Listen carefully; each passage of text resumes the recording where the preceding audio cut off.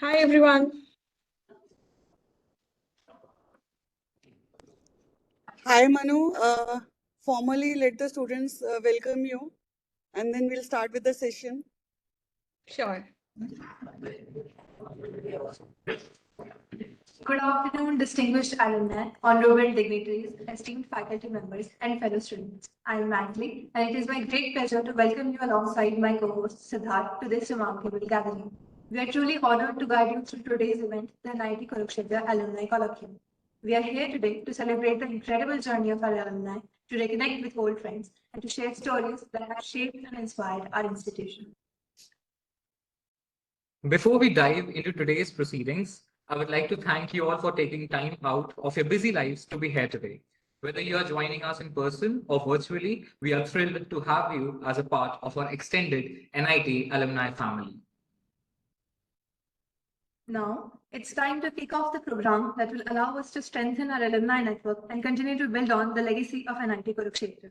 So, whether you're here to learn, share, or just reconnect, we hope that you'll find the experience enriching and memorable. Before we begin, I would like to take a moment to acknowledge the presence of Professor in charge, Alumni Affairs Cell, Professor Pratibha Agarwal ma'am, Faculty in charges, Alumni Affairs Cell, and other dignitaries.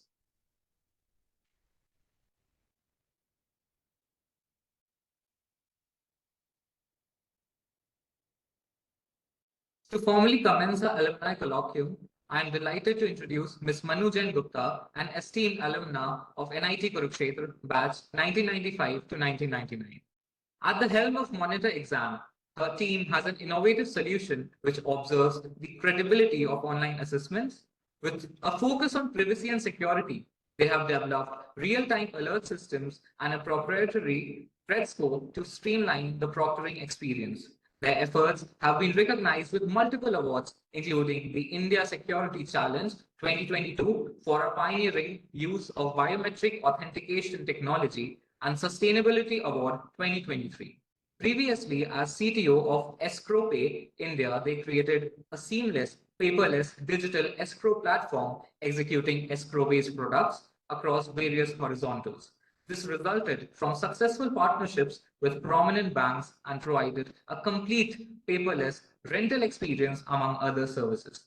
Her core competencies lie in driving product innovation with a context-aware, calm technology approach, ensuring user-centric solutions that foster well-being and efficiency.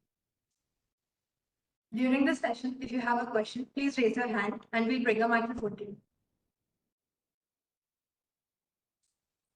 I would now like to ask Professor Pratibha Agarwal ma'am for the formal welcome of Ms. Manu. Thank you, Siddharth. Good afternoon, everyone. Good afternoon, everyone. It gives me immense pleasure to welcome you all to our weekly colloquium series, which is being held every Wednesday, and it is to be done throughout the semester.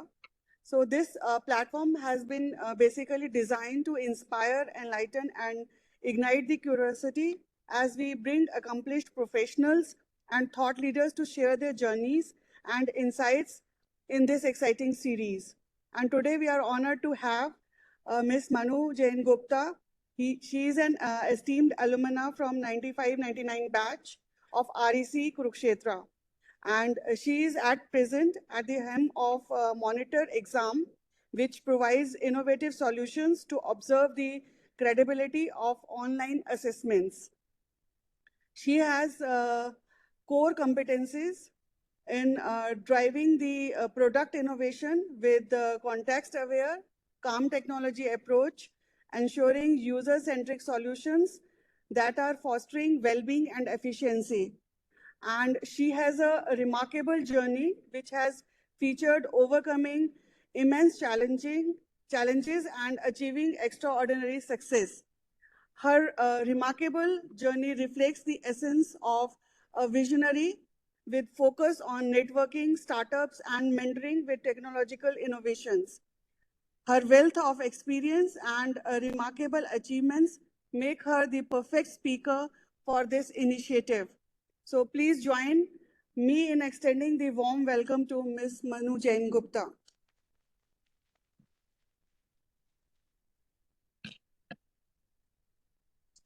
Thank you very much, ma'am.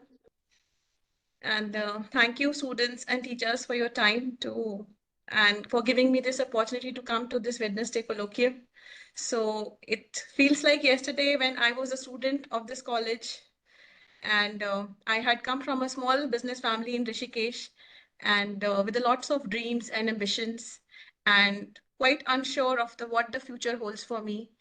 And the first phase, of course, was ragging, after which we got on with our studies, and a lot of extracurricular activities like Utsav was there, and then Confluence was there. And recently, I had visited college in December for 25 years. And I'm really grateful to the college for whatever I have become, even though I have done a business management course from IIM Calcutta, and also and certification in IoT AI from BITS Pilani. But I think the campus experience is what I have had in NIT Kurukshetra, and that has clearly given me the resilience and to become who I am. Because I think besides the technical ability for being an innovator, for experimenting, for taking risks, you need a lot of resilience and a lot of commitment towards what you want to be. So as I started my journey, I came from a small town, and then I think college years mainly meant making a lot of friends. And since it is a lot of hard work to study for engineering and join, so initially when you join, it is all about making friends and having fun for at least 1 or 2 years. You're totally focused on living the life which you missed in the 11th and 12th because of preparation and everything. But after third year, I started focusing back on the studies, and final year, I got a placement in Tata Consultancy Services. And from there, I went to Trivandrum. And it was a very shorter stint, because after that, I got an opportunity to work with Hughes Software Systems. So Hughes at that time was a telecom company, and it had a very good work environment. And that is the place where I worked for a good 4 years and learned a lot. I single-handedly handled mobile switches like the frame relay switches, the routers, and that really enriched me and satisfied me as a telecom engineer. But in Hughes, there was always a problem that the team was big, and I was mostly one of the youngest members in the team. So end of the day, the satisfaction or the knowledge of the complete of owning a complete solution was not there, because telecom systems were very, very big systems. तो उसमें there was always कि एक छोटा सा piece हमेशा पता चलता था, और पूरा system कैसे है, it was difficult to understand. So that restlessness led me to join Skyworks. So Skyworks was a very small company, and it was a startup, and they were making mobile handset chipsets. A chipset, generally what happens is कि एक chipset आप लेते हैं और उसके ऊपर फिर screen लगता है, and there's a battery which is put on it, and उससे mobile phone बनता है. So that base chipset was being developed by Skyworks. तो वहाँ पर when I saw the freshers and the young people, I saw that they were taking much more responsibility.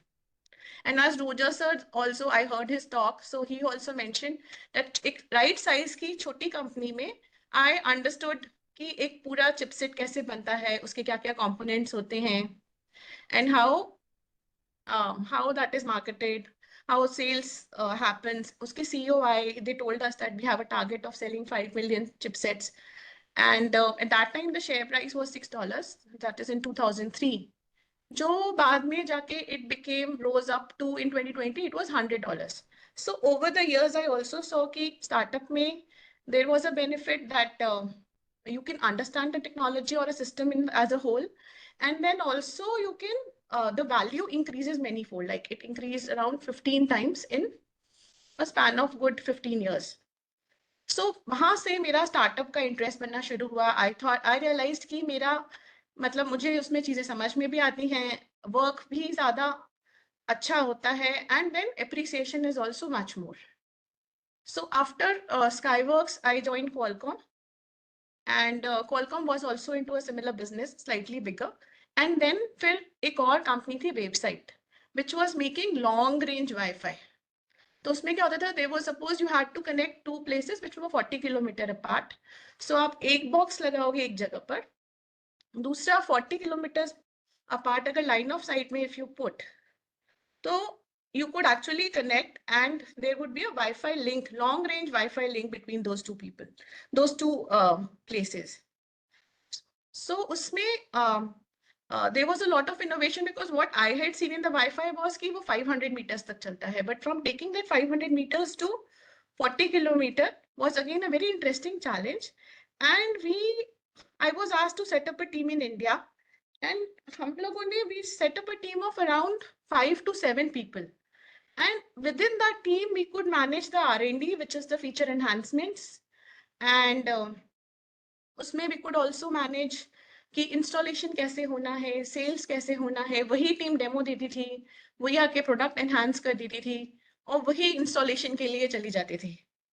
So then I realised कि frugally बहुत कम budget में, बहुत कम लोगों में आप कैसे एक टीम को, एक पूरे end to end telecom complex project को with the right set of expertise आप मैनेज कर सकते हो. So we did not have any backup in the team, but the team functioned without a glitch. So those were the kind of first 10 years of my career which shaped me, and I understood building an end-to-end telecom product with a very small team and manage it, the sales and operations. So that is what I saw there. And then after that, I wanted a more international, a more global experience. So for that, I got an opportunity from Nokia Networks. So Nokia Networks at that time had an edge network and they had around 3 billion subscribers. So उनकी एक global team थी, तो जैसे कभी London Olympics हुआ या फिर हज हुआ, तो उसमें नेटवर्क्स आपके अप रहने चाहिए और ट्रैफिक बहुत ज़्यादा बढ़ जाता है, स्विचेस डाउन जाते हैं. तो our team used to ensure that everything was functioning smoothly. Centrally sitting in India, we were helping people from all over the world during their special events make their networks up and running. And Nokia had a very global team. They had the hardware was from Finland, the software was from Bangalore, and then they were teams from China. There was a local team from Malta. So there I learned how to interact with a global, basically people from all over the world in a single meeting. So we would sit together and solve the problems. And there were a lot of cultural disconnects between a European, an American, and Indian team, a Chinese. So all those, trying to bring them together and make them work as a program manager, there was again a very interesting and a rich cultural experience which I had. And I did that for 5 years, but I think I was so satisfied after I did Nokia that I wanted to own the product, that I wanted to build something which I owned. So in that space, I built a corporate wellness startup, but we were slightly early for the idea. जब मैं गई उसको cell करने, तो people said कि अभी तो we are into physical wellness and अभी हमें corporate wellness good to have लगता है. So after that, I did the escrow. I joined as a CTO for an escrow payment startup. So Nokia में what I learned besides setting up, working with the global organization is कि एक team में trust जो है, Nokia had a very high trust team in Finland. So there would be a lot of trust in the team कि आपको अगर आप मतलब there was a lot of trust and it would work with a very small team again. The core team, as say Nokia was a very big team, but their R&D team was very small and very high trust. So everybody would own their piece, and if there is a doubt, you will never be misquoted. So that was a huge takeaway from Nokia, that how easy it is to work when there is trust. So in that space, when I came to know that there is a solution which can bring trust to a transaction like a property transaction, I jumped to the opportunity, and that was the purpose of Escrowpay. It initially started with the purpose of bringing trust to the property transaction. Just say if you have to buy a house, you do an initial payment, and then there is a due diligence which happens, after which the final payment happens. So all this was handled via escrow, via our platform. So that was my journey on escrow. And it was, again, we got a lot of appreciation. We got a product award also. And besides the NFIP property, we also built a rental solution that if somebody likes a house and he wants to move into it, he can do the complete movement into the house, all the financial transactions via our escrow solution. So any questions till now? Am I going too fast, slow? Okay, so I'll continue. So this was, and after, while I was working on escrow, COVID happened, and my daughter complained that there is a lot of trust issue in the exams. She said that some of the average students, even if they are getting very good marks, the teacher is not trusting them. She's thinking that they are cheating. So there is again a trust issue between the teacher and the student. So that is when I realized that though there are a very good lesson delivery platforms, but proctoring platforms are either very expensive or they are not so easily accessible to the schools. And so there is a lot of mistrust when a test happens. So then I gradually started working in that space. And since I had worked in a fintech company earlier, so whatever roadmap we had thought for the security of the fintech product, I brought that to the education product, which is the MonitorExam.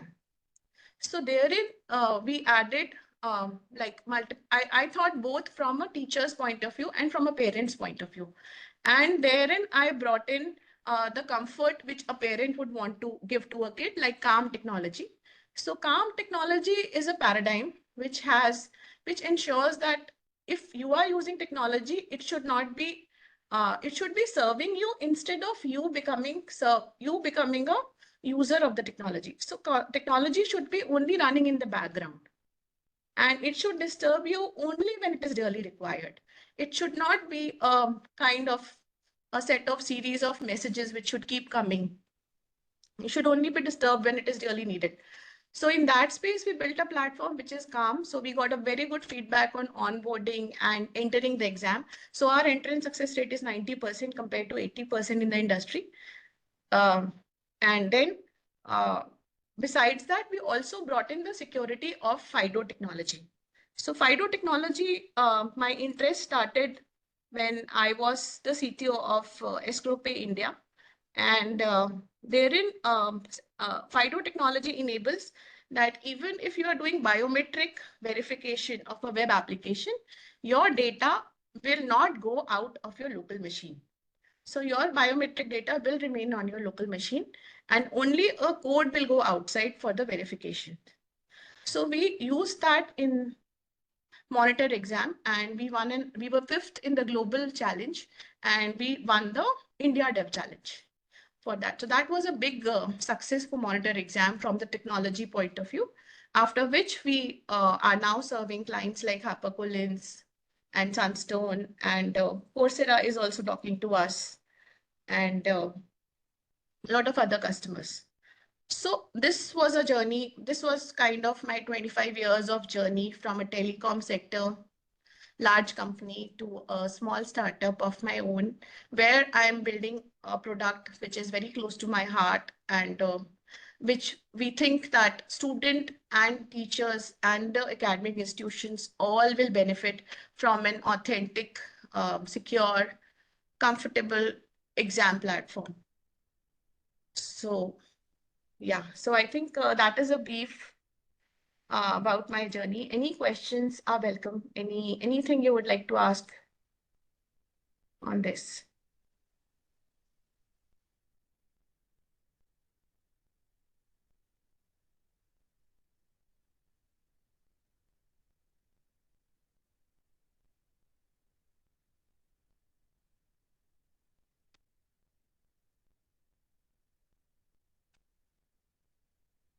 Good afternoon, ma'am. This is Tarun Pant. I am currently in the first year, mathematics and computing. So basically, my doubt was recently I took part in some poetry writing competition, and so there were many submissions, and somehow my submission was flagged as plagiarism. So is there like considering you deal in proctoring and stuff, like I can assure you it was not plagiarized, but how to avoid that situation? The text being flagged as AI written or text being flagged as plagiarized. So we are currently do not have a plagiarism detection solution, but from the industry knowledge, Turnitin is one of the most used, most popular plagiarism detection solution.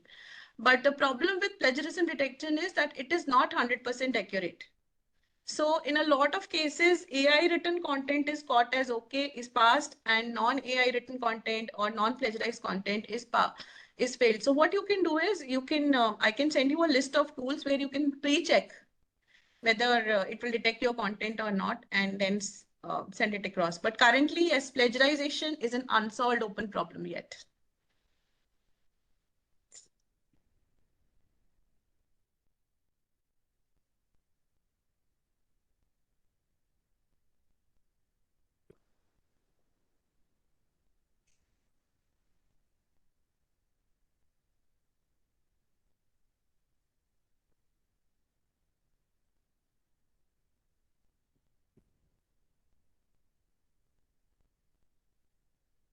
Okay, ma'am.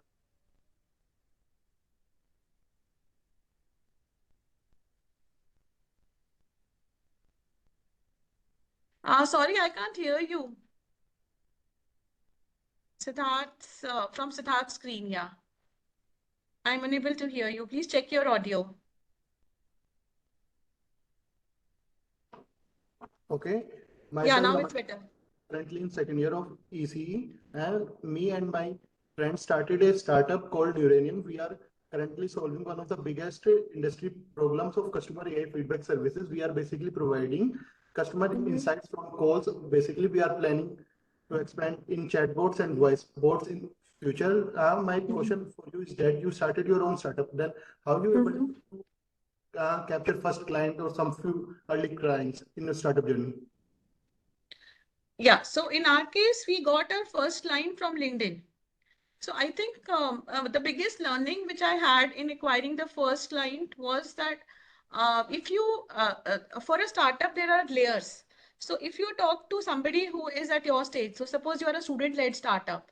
So very early feedback can come from other student-led startups. So there is a kind of a ladder for startups. So first is the student-led startup is the lowest there. So all the student-led startups would talk to the student-led startups, and you can give each other feedback, trials, and everything. So initially, when you build something, it is a good idea to be a part of the group. You verify and review their solution. They review your solution. Then next is if you want real next level of feedback, which is easier to access. Next is an early stage startup which has around say 1 to 10 people. So if you will reach out to that 1 to 10 people's feedback startup, they will again give you good feedback on the product. And gradually, as your product matures, you take it to the bigger startups or the bigger clients. Another way to bypass this and reach out straight away to a larger customer is to have a contact in the industry. So if you know somebody who is facing a problem, so suppose you know somebody working in Cisco, or suppose you know somebody working in Nokia Networks, who is your uncle or a friend or anybody, or maybe your brother's friend. So then you sit with him and talk exactly, try to find a customer support person and try to understand what problem they are facing. And then if your product can be customized to solve the problem, then they would be ready to try it. So I think those are the two approaches which have worked. Cold emails work, but again, they have a slow hit ratio, and it will take much more time. And still, there is no definitive probability that you will hit something. So does that answer your question? Yes, ma'am. Thank you. Yeah.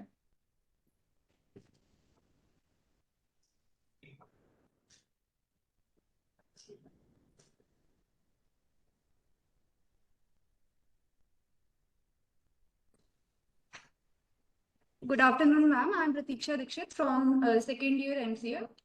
So Mhm. my question is what trends do you foresee shaping online assessment security in the next 5 years? Like, what are the possible scenarios do you think will change in the upcoming future? Online assessments, one trend which I have seen in the last 4 or 5 years, and which will increase is that a lot of all the like SAT has moved online, ACT has moved online, Stanford has started proctoring, and so there is a trend that gradually all the pen and paper exams will become online, and the online exams are moving towards becoming proctored exams. Um, that is one trend. In the near future, what I see from the technology point of view, maybe a VR, virtual reality can be used, and blockchain can be used, and there would be more as the bandwidths and the cameras are becoming more and more stabilized, there would be more and more credible exams. Another area where exams are going to progress is that I have seen is that online MBAs, all the online degrees are becoming more and more useful. So in that attempt, now they have an entrance test and the placement services. So gradually, all the online degrees will create a huge market for online exams, and so will their placement test and entrance tests. So this market is going to expand a lot, because what colleges like Amity and others are seeing is that if they have an infrastructure problem, that suppose a college can hold say 3,000 students at max, right? But suppose 30,000 students want to take a course in that college, like IIT Madras is running the Swayam portal. So they can serve those 30,000 students by lesser fees by using a digital medium of communication, and then their degree and their learning can be verified by a credible online exam.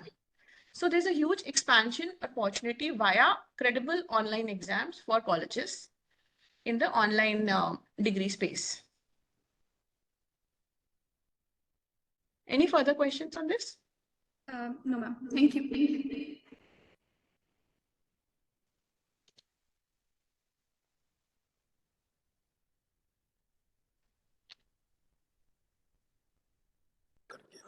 Manu, there is one thing which I wanted to ask.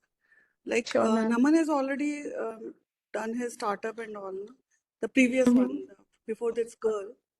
And he is looking for the networking for the testing of his software. So can we expect any help from your side regarding that? Yeah, he can write an email or a WhatsApp message to me, and I am a part of a lot of startup groups where I can put his ask. So startups actually have a concept of an affordable ask, because a startup always looks like a taker, right? They need resources, they need people to test, they need money, people, everything, right? They're all needy. So how to manage such a situation is, so there is a concept of an affordable ask. The affordable ask is something which a person can easily give. Like this Wednesday colloquium is an affordable ask for the alumni. That an alumni who has got everything they have got because of the college can always come for 1 hour and share their experiences with the college. So similarly, whoever you meet, you have to define an affordable ask, that what ये बंदा मेरे लिए क्या कर सकता है, जिसमें उसको प्रॉब्लम नहीं होगा. So somebody who has say 5 CR, 1 lakh might be an affordable ask from the budget point of view. So उस तरह से एक छोटी छोटी आस्क लेकर you can gradually build on that. जैसे आप हमारा ट्रायल कर लो, या अच्छा एक बार आप डेमो ले लो. So you have to define 5 level of asks की क्या कर सकते हैं, and then slowly learn to match कि इससे क्या करवाना है. So this is kind of a simple technique. I think he must have understood now how he has to proceed for the networking part. या जैसे आप कस्टमर सर्विसेज के head को मेल कर दो कि सर हमने ये बनाया है, आप प्लीज देख लो. Then if that head is your alumni, तो आपका चांस थोड़ा और बढ़ जाएगा. एंड तो उस तरह से यू कैन फाइंड कि उसको उसके और आपके बीच में क्या कॉमन है और किसको अप्रोच करना है. So that person should be having the power, तो सीनियर होना चाहिए. आपका एल्यूमनाई होगा तो उसको एक सॉफ्ट कॉर्नर होगा. And then he should be active on LinkedIn, कि आपका मैसेज पढ़े, तो उसने कुछ पहले पोस्ट किया होना चाहिए, या जिस दिन पोस्ट किया है उस दिन ही विल बी एक्टिव. तो उस दिन आप मैसेज डाल दो. So those are like common sense things which I think हमारे कॉलेज का एक कॉन्सेप्ट होता था हमारे टाइम में जुगाड़ इनोवेशन का. So स्टार्टअप में फ्रूगैलिटी और जुगाड़ बहुत लगता है. So you have to do everything in the minimum amount of budget, and then you have to think कि अच्छा ये नहीं तो ये नहीं तो ये, how to get things moving.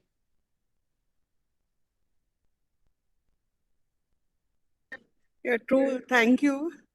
Yeah.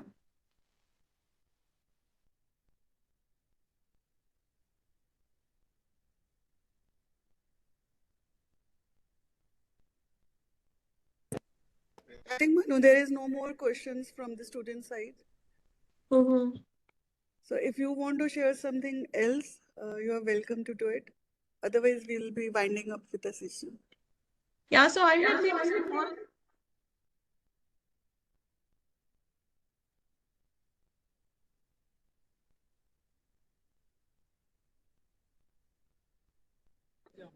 No, you can, you were saying something? Yeah, I was saying I had made a small PPT on how to start a startup in college, so I can share that. ठीक है. So can you see my sharing?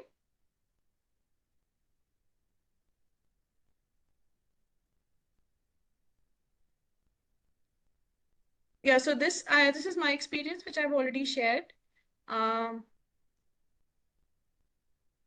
So Pratibha ma'am and I were discussing that maybe we can help students start a startup inside college or explore their own ideas in college by in the form of a small presentation. I put down my thoughts, and in the end, what you'll find is I had collected data from other alumni on like what they think what are their takeaways and what are their strengths that have made them successful in entrepreneurship, what they learned from NIT Kurukshetra.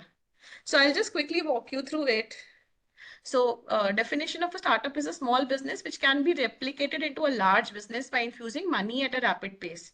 So the basic concept of a startup is that you have to build something small, which if infused with money can grow.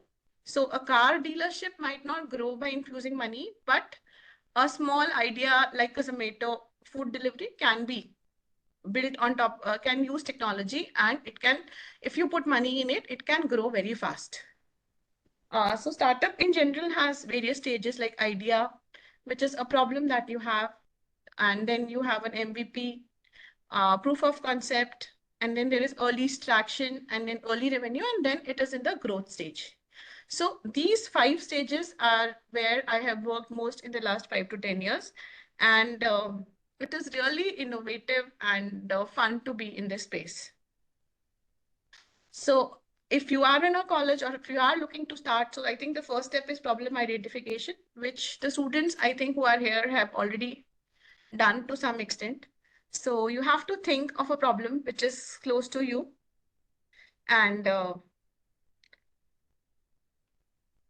if it is if it is very irritating or it is very important to you, then you have to identify that. So you have to look around, talk to people, and find the problem. So if you have built a product and you're looking for a customer, you're not even aware who will use it, then I think at the first step only you have done something wrong. Ideally, you should find somebody who is facing a problem and then build, say, a customer chatbot or something which solves it. So that way, from day one itself, you have a problem owner who is facing the problem, and then you should solve it. The next step is to have people around you who can help you in building the team, who can help you work with you and solving the problem. So either the team building should be with the commitment for the problem that he also thinks that it is a real problem, or he can be a person whom you trust and you have a relationship and you together go and find a problem. So these are the 2 ways in which you can find your co-founder or your team. And then finding a solution is not straight away building a technology.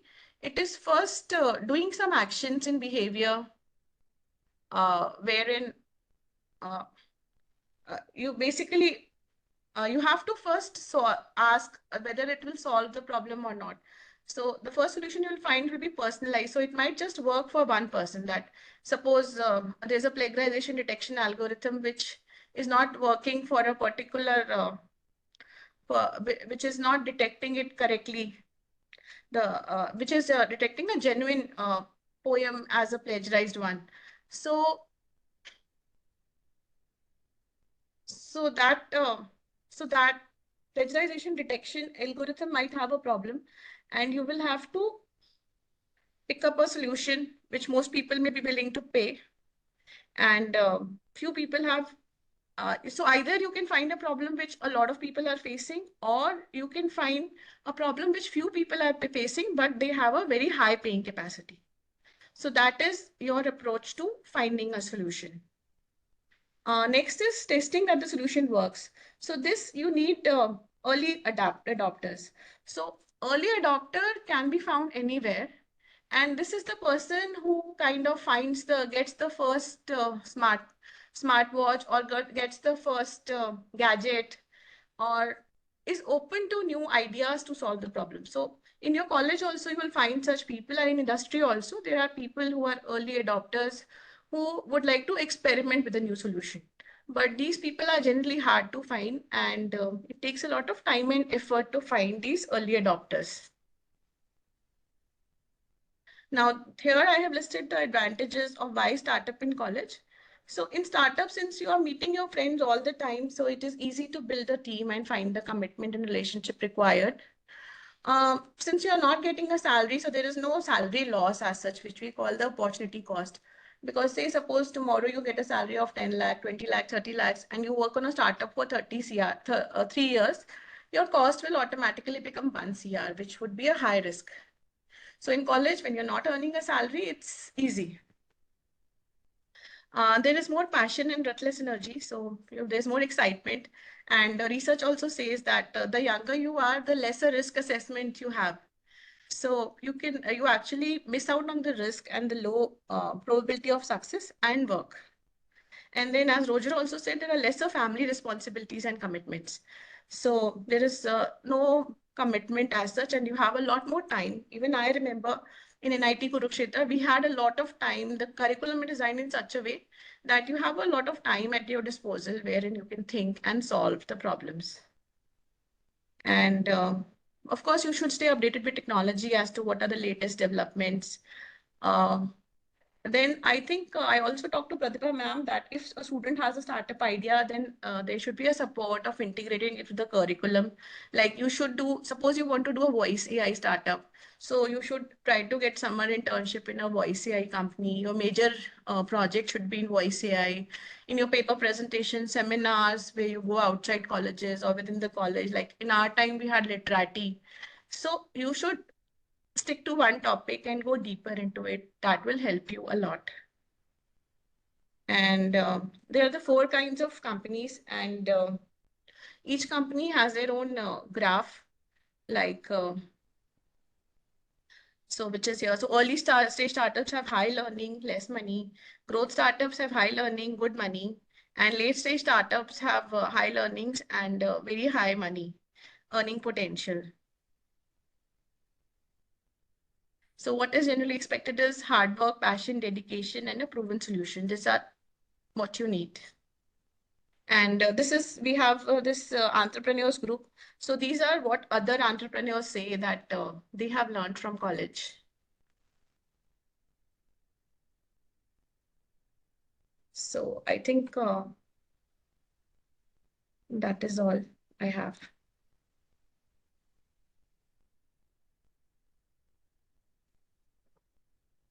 If anybody is having any questions.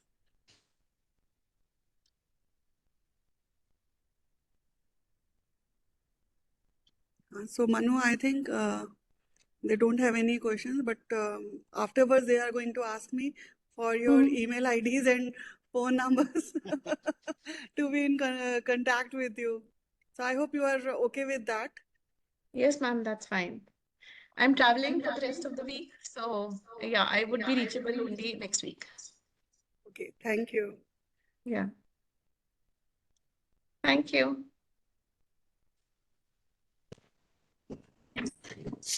Thank you so much, ma'am, for that insightful and inspiring talk. You've given us so much to think about, from innovation and transformation to leadership to challenging times. It's truly been an enriching experience. I would now like to call upon Dean Students Welfare, Professor Dikshit Garg, sir, for the closing remarks.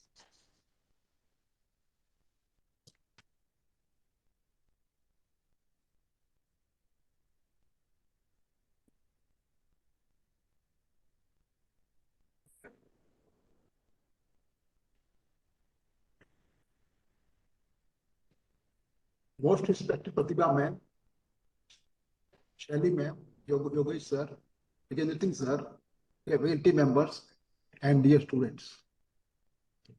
So this talk was really very useful, and this is also the agenda of the Government of India, that in the NITs, there should be the focus on the startups. And as last time I told that our alumni, they are the ambassador of our institute.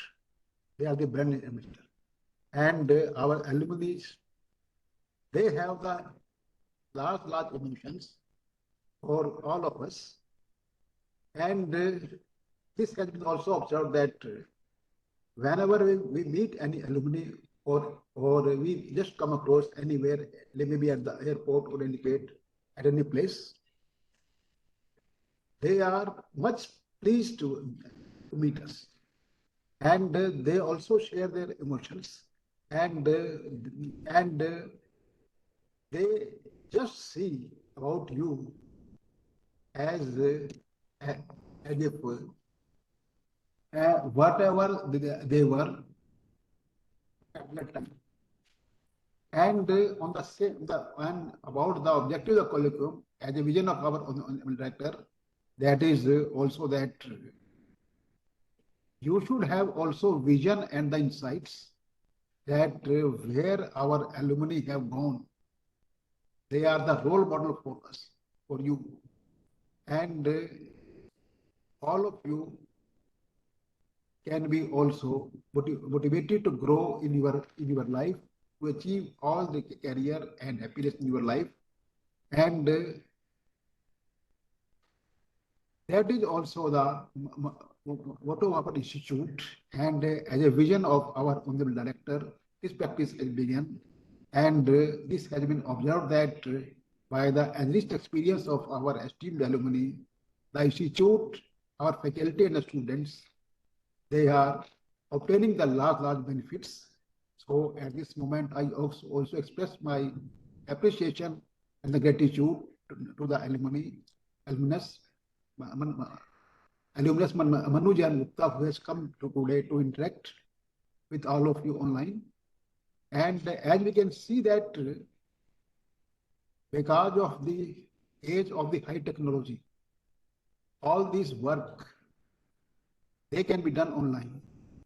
And as one of our alumni, who is very old and who is a pastor of 74, he was also sharing me from abroad that artificial intelligence, about which our Honorable Prime Minister Narendra Modi has also talked again and again, they are the key of the future.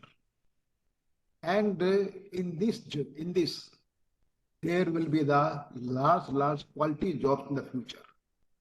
And in our country, however, we say about unemployment, large unemployment, but there is the huge shortage of skilled manpower.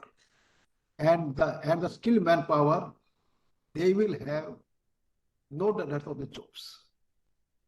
So with this remark, I give all the compliments to our alumnus Manu Jain and to all the students, and wish to have their bright future. Thanks.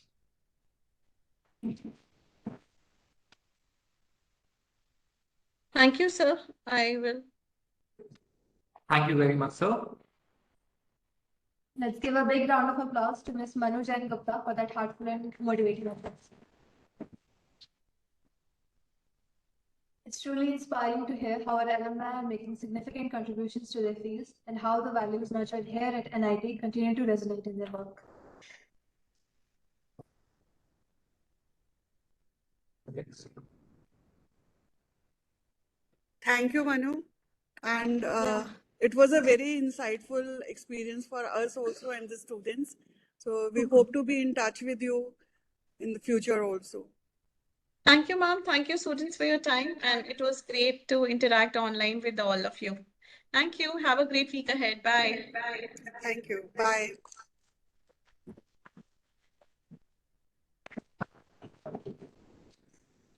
I request everyone to kindly be seated as we have a video to be played for a few minutes about what aspiring engineers must know for the future.